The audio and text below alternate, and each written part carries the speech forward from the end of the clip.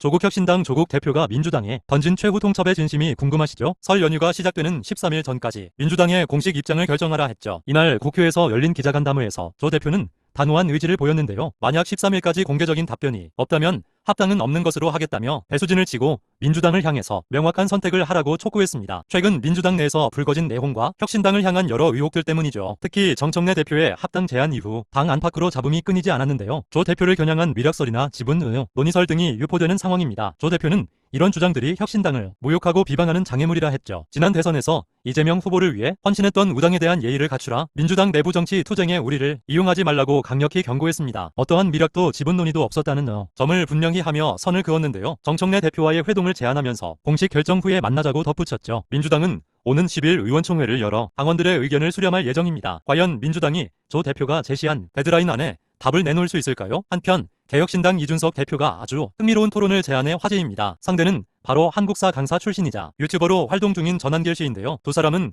오는 25일 부정선거를 주제로 공개 토론을 하기로 했습니다. 이준석 대표는 부정선거론자들의 추태를 종식시키겠다며 자신만만하죠. 특히 전 씨가 이 대표의 당선을 부정선거라 주장한 것이 발단인데요. 이 대표는 이미 전 씨를 명예훼손 혐의로 고소한 상태라고 알려졌죠. 이번 토론에서 틀린 생각이 교정되면 고소 취하를 검토하겠다 제안했습니다. 전한길 씨는 유튜브 방송을 통해서 이 제안을 즉각 수락하며 응수했죠. 심지어 의원직을 걸어도 좋다면서 강한 자신감을 내비치고 있는 상황입니다. 토론은 이 대표 혼자 나서고 전 씨는 전문가 3명을 대동해 진행된다는데요. 전 씨는 과거 윤 전 대통령 탄핵 반대 집회 등에서 목소리를 높여왔습니다. 하지만 전 씨는 오는 12일 경찰이 조사를 먼저 받아야 하는 상황입니다. 이재명 대통령 관련 허위사실, 유포 혐의로 이미 고발을 당했기 때문이죠. 창과 방패의 대결이 될 이번 토론이 우리 사회에 어떤 영향을 주게 될까요? 마지막으로 당에서 제명 처분을 받은 한동훈 전 대표가 입을 열었습니다. 한 전 대표는 이번 제명이 기획된 축출이라며 배후를 정면 조준했는데요. 윤석열 전 대통령이 시작한 프로젝트를 장동혁 대표가 마무리한 것이라 했죠. 이른바 김옥균 프로젝트가 가동되어 자신을 쫓아낼 계획을 세웠다는 겁니다. 익명 게시판 사건